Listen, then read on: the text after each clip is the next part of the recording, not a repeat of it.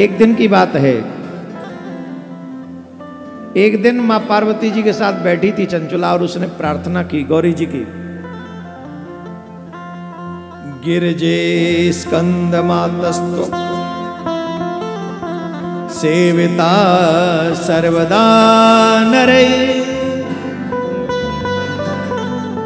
सर्वोक्ष प्रदे शंभो प्रिय ब्रह्मरूप स्वरूपिणी। हे स्कंद माता, हे गिरजा नंदिनी, मनुष्यों को सदा आपकी सेवा करने का फल प्राप्त होता है, जो वो आपसे चाहते हैं वो मिलता है। मैं आपको बार बार नमन करती हूं, प्रणाम करती हूं। अनेकों अनेकों देवता आपकी स्तुति करते हैं, वंदना करते हैं। मैं धन्य हो गई आज आपका दर्शन करके, आपको बार बार नमन करती हूं। मां पार्वती ने कहा, हे देवी बताओ कौन सा वर चाहती हो, हम तुम्हारी प्रार्थना से बड़े प्रसन्न हैं।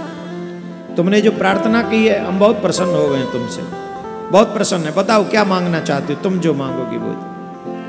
देखो जितने भी पति बैठे सबसे निवेदन है, चाहे कितने भी बूढ़े हो जाओ, पत्नी से बिगाड़ के मत रखना। धर्मपरायण पत्नी भगवान के धाम जाती है, पति चाहे कहीं जाए। अपनी पत्नी से कभी मत बिगाड़ना, क्योंकि पत्नी मरे पीछे भी तुम्हारा कल्याण कर सकती है। उदाहरण है,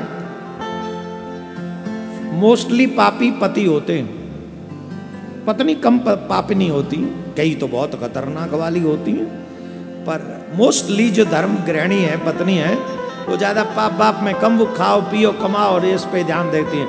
और मोस्टली माताएं बहन ही दान पुण्य करती हैं, धर्म करती हैं। भाई लोग तो नाक मुंह सकोड़ते ही रहते, जब देखो इतना करती है, दुखी कर दिया ऐसा, बहुत दुखी है। चोरी कर करके करती है, तुम ईमानदारी से कर देते तो वो चोरी से नहीं करती। और कितनी माताएं बहन तो हमसे पूछती, बोले महाराज हमको एक बात बताओ, हम अपने पति से चोरी करके लाती हैं, कुछ गलत तो नहीं कर रही? आज ही आई थी एक जनी ऐसी, कसम से आई शपथ, बोले महाराज हमने उनसे पूछा तुम चोरी क्यों करती हो? बोले राजी से करते नहीं हो। उनको कहते तो उनको तो हम यहाँ झूठ बोल के आए कि हम, उनको तो ये बता के आए हम तिम्मा जा रहे हैं मम्मी के यहाँ, आ गए यहाँ। क्यों? अरे ऐसे झूठ से बोला। बोले आप ही हमारी मम्मी, आप ही हमारे पापा। हमारे मम्मी पापा तो आप ही, हम झूठ उसको लगा के हम शरीर के मम्मी पापा के पास गए, पर आप तो हमारी आत्मा के मम्मी पापा होते गुरुदेव, तो इसलिए हम यहाँ आ गए। अब ये झूठ क्यों बोलना पड़ता है देवियों को, बोलो? क्योंकि पति नहीं चाहता कि पत्नी अच्छी जगह जाए। पति क्या चाहता है? डिस्को चल, मूवी चल, मदिरा पी। ऐसा पति हो तो क्या झूठ थोड़ी है, वो तो सत्य है, बेकार है ऐसा। तो इसलिए ना झूठ बोलना पड़ता है पत्नियों को, इसलिए उन्हें धर्म पत्नी कहते हैं। देवियां धर्म परायण होती हैं, पति ज्यादा पापी होते हैं, पत्नी कम पापी होती है। और कई कई बहुत ज्यादा जब समाज दूषित होता है तो फिर कोई लिमिट नहीं, ना पति की ना पत्नी की। लेकिन पत्नियां इसलिए भी धर्मपरायण, उनका हृदय बहुत सॉफ्ट होता है, एक क्षण में बदल जाती, धर्मात्मा हो जाती हैं। अब चंचुला बदली, गिरिराज जी माँ पार्वती के पास पहुंची और माँ पार्वती जी ने जब पूछा कि वरदान मांगो तो क्या मांग रहे जानते? क्या मांग रहे? हे माँ मुझे नहीं पता मेरा पति कहाँ होगा। मेरे शरीर का पति बहुत पापी था, मुझे पति परायण स्त्री का त्याग करके वो वैश्यागामी हो गया था। मुझे नहीं पता उसका हाल क्या होगा। मैं आपसे जानना चाहती हूँ वो कहाँ है इस समय, उसकी कौन सी गति हुई, सदगति हुई कि दुर्गति हुई? आप तो सब जानती हैं माँ, जगत जननी है, आप कृपा करके बताओ।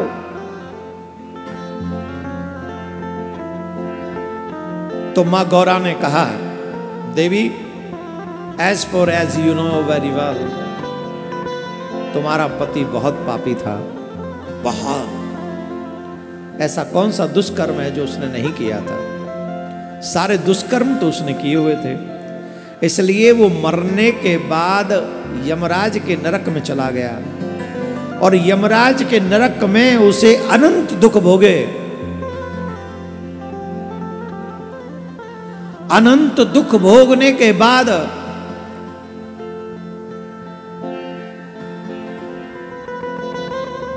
अनंत दुख भोगने के बाद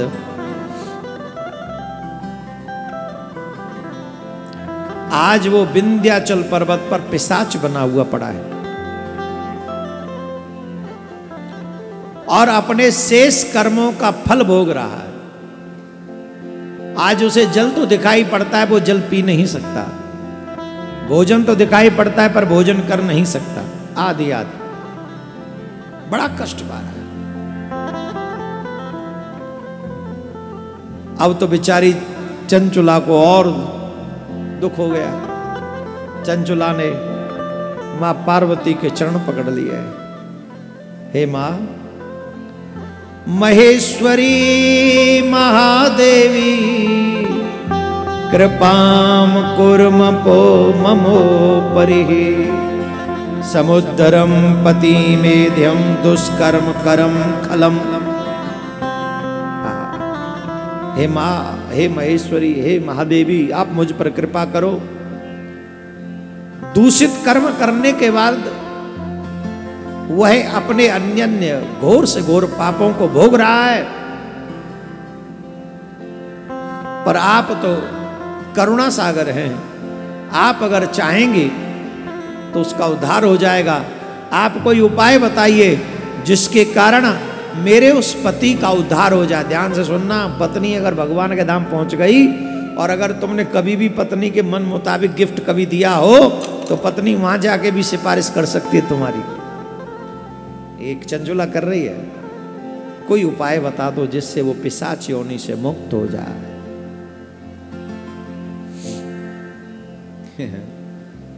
मां पार्वती कहती है अगर वो शिव पुराण की कथा सुन ले तो, अगर वो शिव पुराण की कथा सुन ले तो शिव पुराण की कथा सुनने के बाद उसको पिशाच योनि से मुक्ति प्राप्त हो जाएगी। राधे राधे बोलना पड़ेगा। चंचुला बोली माता जी शिव पुराण की व्यवस्था हो तुम ही करो, हम दक्षिणा कहां से देंगे, कोई कथावाचक तैयार करो और आपकी कृपा होगी तो ही ये सब संभव हो पाएगा। देखो भगवान की शरण में आप चले जाओ, भगवान सारे संयोग बनाते चले जाते हैं। ऐसा कौन सा संयोग है जिसे भगवान न बना दे? हर वो संयोग भगवान बना देंगे जो आपके लिए दुर्लभ लगता हो। एक से एक संयोग बना सकते मेरे ठाकुर जी, बस भगवान में सच्ची निष्ठा रखो, सच्ची निष्ठा। मां पार्वती से कहा मां कुछ ऐसा उपाय जिससे मेरे पति का कल्याण हो जाए। शिव पुराण कहां से सुनेंगे, वो कैसे सुनेंगे, कृपा करके बताओ। तो मां पार्वती ने कहा चिंता मत करो, मैं तुम्बरू को बोलती हूं। तुम्बरू जो है वो तुम्हारी बात को सुनेगा, तुम्हारे कार्य को सिद्ध करेगा। तब तुम्बरू को बुलाया। तुम्बरू गंधर्व है और तुम्बरू से कहा कि तुम ये हमारी सखी है चंचुला, इसके संग चले जाओ और उस पर्वत पे पहुंच जाओ। उस पर्वत पे जब तुम चले जाओगे, इसका जो पति है बिंदुक नाम का, वो इस समय विंध्य पर्वत पर पिशाच बना फिरा है। उसे शिव पुराण की कथा सुनाओगे तो उसका कल्याण हो जाएगा। इसको ले जाओ। तो पिशाच को, किसको? पिशाच को भगवान की कृपा हो तभी संभव है। अब पिशाच कौन सा नियम लेके बैठा था जरा बताना, कौन सा नियम लेके बैठा था? हमने आपको कहा कि कथा में आओ तो पुराण को प्रणाम करो। हमने आपसे कहा कि भाई जब कथा में बैठो तो जो है सर झुका के बैठो, दीक्षा लेके बैठो। कितनी बातें नियम बताते, ब्रह्मचर्य का पालन करो, पिशाच ने कौन से नियम का पालन किया बताना जरा। अरे वो तो चाहता ही नहीं था कथा सुनाई जाए, जबरदस्ती बांध के, रस्सियों से बांध के बैठाला, बैठ कथा सुन। और 9 दिन शिव महापुराण की कथा हुई है। हर हर विश्वनाथ शंभो, काशी विश्वनाथ गंगे, हर हर महादेव शंभो, काशी विश्वनाथ गंगे, हर हर महादेव शंभो, काशी विश्वनाथ गंगे, हर हर महादेव शंभो, काशी विश्वनाथ गंगे, काशी विश्वनाथ गंगे, काशी अमरनाथ संगे, काशी विश्वनाथ गंगे, काशी अमरनाथ संगे, हर हर महादेव शंभो, काशी विश्वनाथ गंगे, हर हर महादेव शंभो, काशी विश्वनाथ गंगे, काशी विश्वनाथ गंगे, बाबा पार्वती संगे, काशी विश्वनाथ गंगे, बाबा पार्वती संगे, हर हर महादेव शंभो, काशी विश्वनाथ गंगे, हर हर महादेव शंभो, काशी विश्वनाथ गंगे, हर हर महादेव शंभो, काशी विश्वनाथ गंगे। 9 दिन शिव पुराण की कथा सुनने के बाद भूत बावन भोलेनाथ की ऐसी कृपा हुई, वो पिशाच भी शिव स्वरूप धारण करके, शिव स्वरूप, जिस विमान में बिंदु वो आया था, चंचुलाई थी, और वो गंधर्व आए थे तुम्बरू, उसी विमान में बैठकर वह पिशाच पूर्व जन्म का बिंदुक भगवान के कैलाश पर्वत पे पहुंच गया। नमः पार्वती पतये हर हर हर हर महादेव, हर हर महादेव।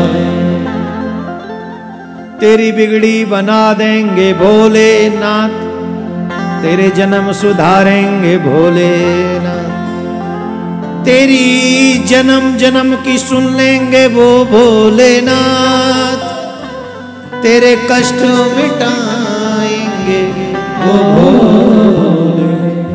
एक बार आ जा तू भोले की शरण में, दुख अपना सुनाए जा तू भोले की शरण में। अरे पार्थिव शिवलिंग बनाए जा तू भोले की शरण में, रुद्र अभिषेक कर जा तू भोले की शरण में। सुख संपत्ति पा जा तू भोले की शरण में, तू अपने दुखड़ा सुनाए जा भोले के